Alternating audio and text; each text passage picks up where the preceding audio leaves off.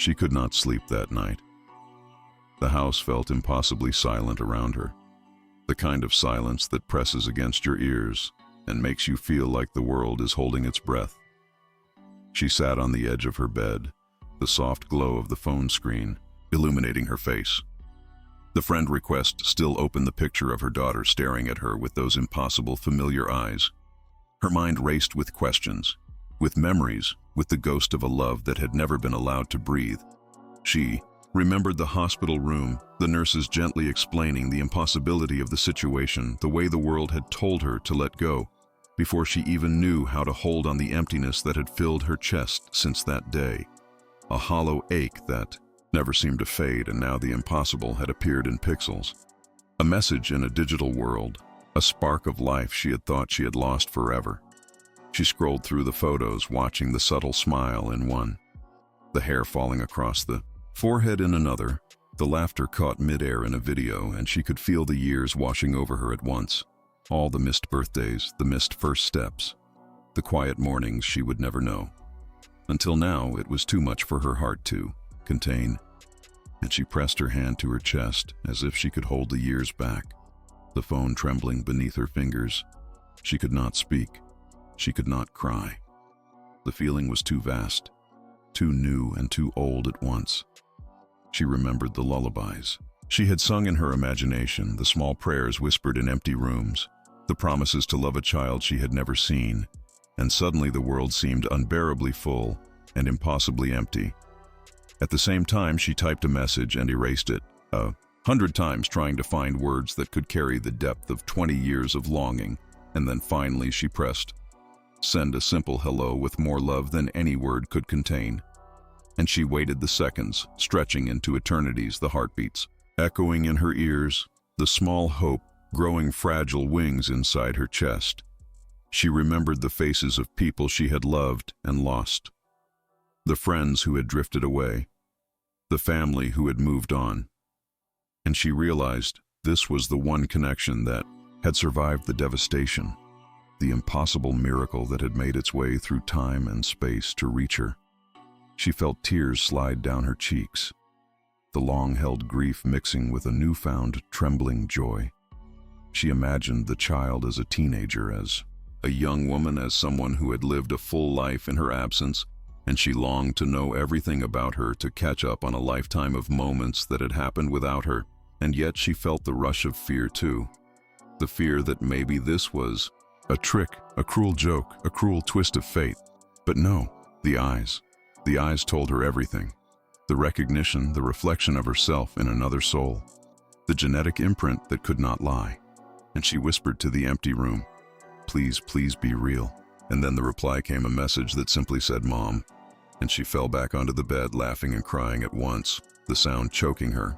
She could not believe it, could not process it, and yet she could feel the truth like fire coursing through her veins. She lay there for hours, staring at the screen, memorizing the words, memorizing the face, imagining what the next steps would be, imagining the conversation, the first hug, the first proper hello, the moments that had been stolen by time and fate. And she vowed silently to herself to never let go again, to never allow distance or circumstance to come between them again. And as the night stretched on, she drifted into a sleep full of dreams where she could hold her daughter, feel her heartbeat against her own, kiss her forehead and whisper that she had waited, that she had never stopped loving her even when she had been told to let go. And the dream was warm and real, and she woke with the sun casting golden rays across the room, her heart still racing, her hands still trembling, and she knew that life had changed forever. The next morning she woke with the sunlight spilling across her floor. The golden light felt like a promise, and yet her heart was heavy with anticipation. She checked her phone again, the messages between her and her daughter still glowing on the screen, each one a small bridge spanning years of absence and longing. She could hardly breathe as she read the words, the casual tone masking the depth of emotion that both of them were feeling. She remembered the small sounds of childhood, the first laugh, the first cry, the first touch of tiny hands against her skin, memories that existed only in her mind until now. They had a chance to exist in reality. And the thought made her stomach twist with both joy and fear. She paced the room, her fingers gripping the edge of the table, imagining the first conversation they would have in person. The things she would ask, the things she would never ask, the questions that would need answers, and the ones that would not. She felt the weight of 20 years pressing down on her, yet the exhilaration of finally knowing her daughter lifting her. In equal measure, she poured herself a cup of coffee, hands still shaking, the steam rising between them like the ghosts of years lost. She thought about how the world had moved on while she had carried her grief quietly tucked in her chest. The smiles she had forced, the laughter she had faked, the hollow holidays that felt like rehearsals for a life that had never included this missing piece. And now it was here. It was real. It was tangible. And she could not stop the tears from falling. Her phone buzzed again. A new message. A simple question, asking if she remembered the lullabies she had sung in her imagination, the small prayers whispered in the dark, and she typed, yes, trembling. Her heart feeling both lighter and heavier. At once, she thought about the journey ahead, the meetings, the conversations, the adjustments, the reality of integrating a person into her life she had imagined for so long, and she imagined her daughter reading her replies, smiling at the screen, maybe crying like she was. She could not wait to hear her voice. Not just through words on a screen, but the actual sound, the pitch, the warmth, the laugh, the sighs, the hesitations, and the stories she had never told anyone, the first moments at school, the friends she had made, the first heartbreak, the little victories, the secrets that had shaped her into the young woman staring back at her through pixels. And she wanted to know everything, and also feared knowing everything, because the distance had been protective. The absence had softened the edges, and now the edges were sharp and real, and she was ready and terrified all at once. She spent hours scrolling through old photographs, finding ones that might help her daughter remember or at least see the resemblance, the tiny hands, the curl of hair, the tilt of the head, the way her eyes crinkled when she laughed, and she felt a connection across the years, a bond that had never been broken, only suspended in limbo. She began to write a letter. She would never send a letter to the child she had mourned every day to the child. She was finally meeting through screens and words, and soon through embraces and tears.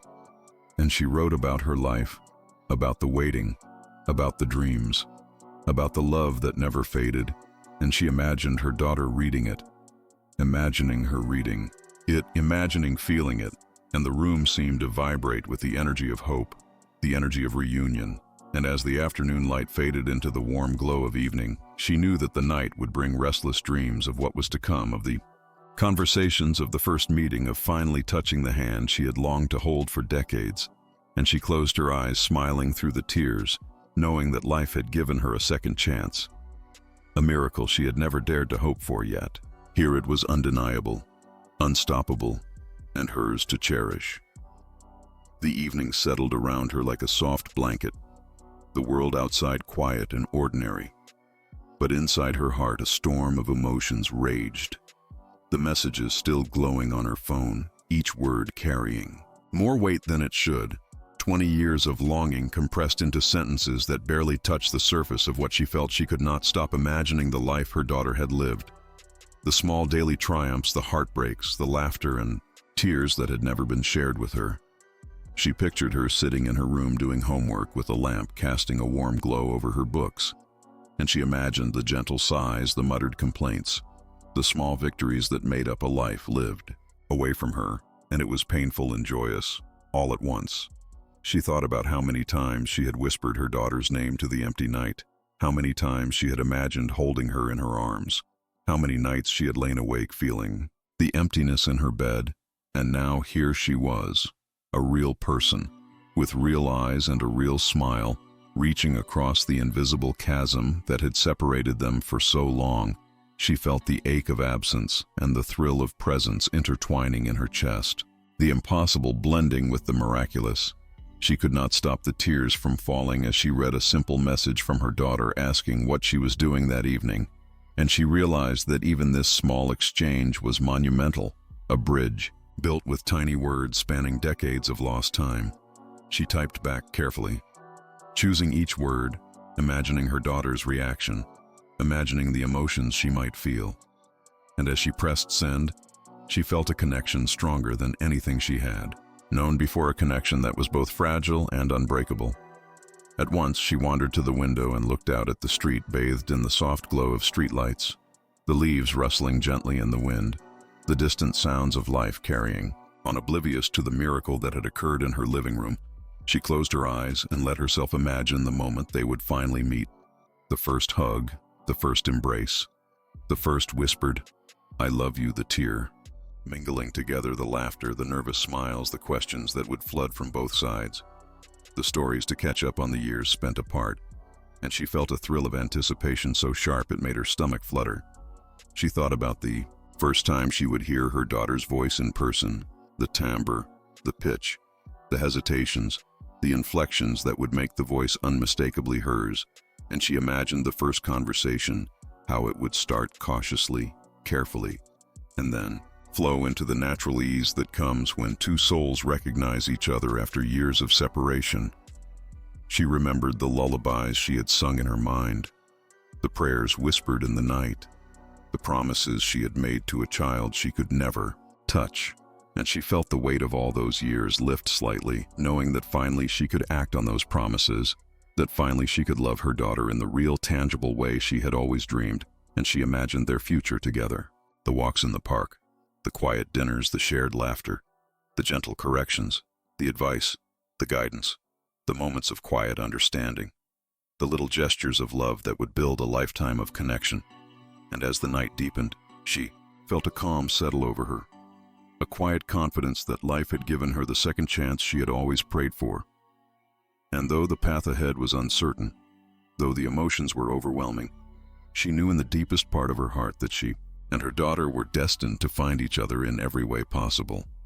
And she let herself drift into sleep, imagining the face of the girl who had been missing from her life for 20 years, imagining the sound of her voice, imagining the warmth of her embrace.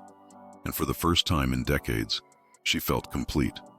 Morning came slowly, the sunlight spilling gently through the curtains, painting golden lines across the floor, and she woke with a flutter in her chest, a mixture of excitement and nerves. She reached for her phone, the messages still there, glowing like small beacons in the dim light, and she felt the impossible truth settle in her mind that this was real, that her daughter was real and reaching out, and she could not help but smile through the lingering tears of yesterday. She imagined her daughter waking in another city, another room perhaps, thinking about her as she was thinking about her, imagining the simple routines that had built her life without her. And she felt both the weight of lost years and the thrill of possibility in one sharp heartbeat. She got up, poured herself a cup of coffee, hands trembling slightly from anticipation, and as she sipped, the warmth spread through her chest like fire warming frozen earth. She began to plan the first conversation, the questions that mattered, the stories that could wait, and the moments that demanded immediacy. She imagined asking about school friends, favorite books, secret hobbies, dreams she had harbored in secret, hopes she had carried alone, and she wondered how much her daughter would want to share, how much would be too much too soon. And she realized that this delicate dance of revelation and listening would define the next days, the next weeks perhaps, the next months, and she embraced it with both excitement and fear.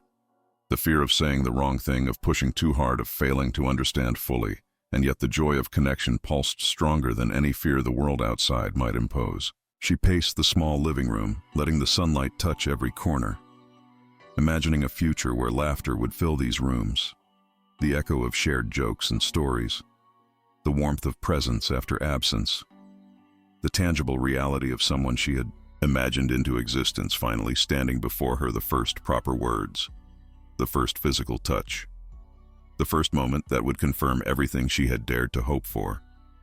And she thought about the small gestures, the subtle signs, the familiar quirks she might notice, the tilt of a head, the way she smiled, the particular cadence of speech, the little things that betray a lifetime of individuality. And she felt a thrill at the thought that all those things belonged to her child, the one she had longed for, the one she had mourned and yet never stopped loving. The morning passed into afternoon and she typed message after message, feeling the nervous excitement that came with each reply, imagining the smiles and tears that would accompany them. She remembered the lullabies, the whispered promises, the empty crib, and she realized that every moment of grief had prepared her heart for this connection. Every tear, every whispered prayer had built the capacity to love fully and unreservedly, and she felt a deep sense of gratitude that despite all the pain, the universe had given her this extraordinary gift.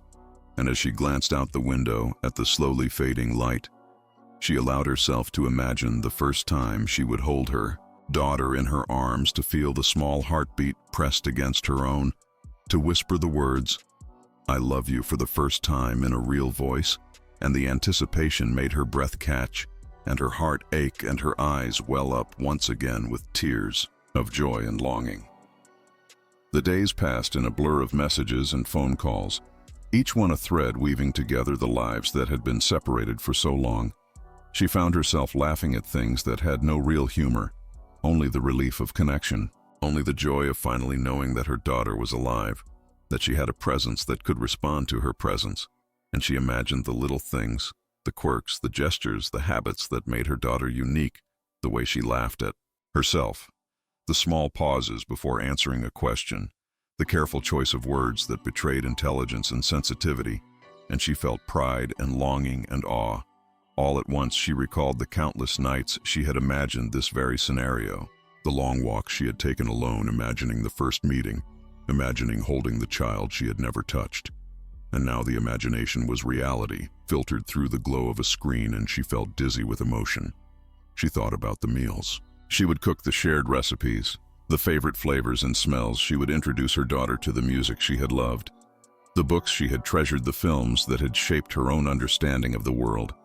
And she wondered which of these things would resonate, which would be embraced, which would be rejected, and she understood that patience would be necessary, that the years of separation had shaped her daughter into someone who was her own person, and she would have to learn to love that person fully, not just the imagined child in her dreams.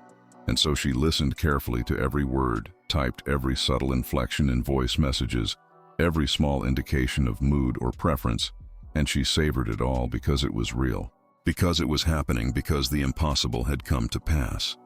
She imagined their first day together, planning it meticulously, yet leaving room for spontaneity, the walks in the park, the cafe, visits, the slow learning of each other's rhythms, the tentative touches, the gradual building of trust and comfort, and she realized that each tiny exchange was a brick in the foundation of a relationship that had never truly existed physically, but had always existed in heart and spirit. She imagined the laughter and the tears, the small misunderstandings that would inevitably occur, and the grace with which they would be overcome, the deep conversations about life, the secrets shared, the fears confessed, the quiet moments of understanding, and she felt a thrill that was both terrifying and exhilarating. She remembered the hospital room again, the emptiness, the cold, sterile walls, the nurses telling her there was nothing to be done, and she marveled at how life could twist the narrative in ways unimaginable. And she felt a profound gratitude for the resilience that had carried both of them through years of separation. To this point, she imagined her daughter's friends meeting her.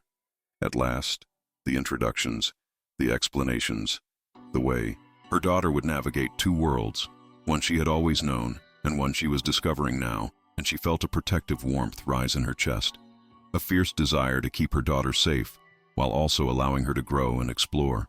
And she understood that this was the delicate balance of reunion and relationship, the merging of lives that had been parallel and separate for decades. And she let herself dream a little, imagining the family vacations, the birthday celebrations, the quiet nights at home, the moments of joy and discovery, the small triumphs that made life meaningful.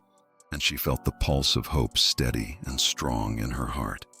And as the evening descended into night, she closed her eyes, imagining the first hug, the first whispered, "I love you," the first moment when time and distance would collapse and she would finally hold the daughter she had longed for 20 years. The weeks passed like a river, carrying them forward into uncharted territory each day, a mixture of nervous excitement and tentative joy, She and her daughter spoke on the phone for hours, sharing stories small and large, laughing at the ridiculous mishaps of life, and crying at the wounds that had been carried alone for too long. She imagined the first in-person meeting over and over in her mind, the nervous anticipation, the fluttering of hearts, the awkward pauses that would soon melt into laughter, the tentative reach of hands, followed by the embrace that had been long awaited, and finally the day arrived. Sunlight spilling over the park where they had agreed to meet, her daughter waiting nervously by the fountain, a small backpack slung over her shoulder, hair catching the light and eyes that mirrored her own.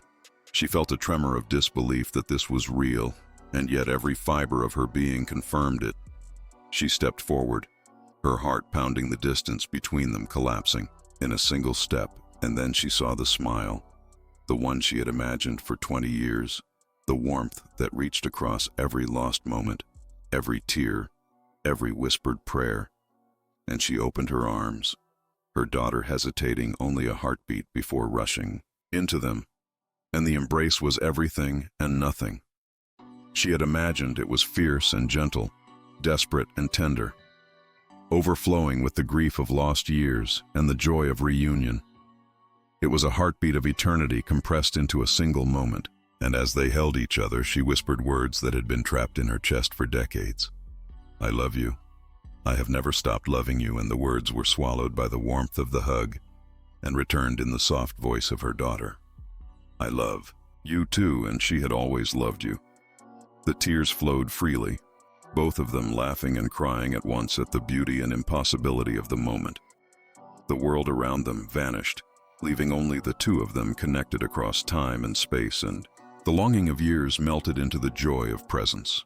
She felt the pulse of life itself carrying them forward into this new chapter, imagining the conversations, the shared meals, the quiet nights, and the adventures waiting to be discovered together.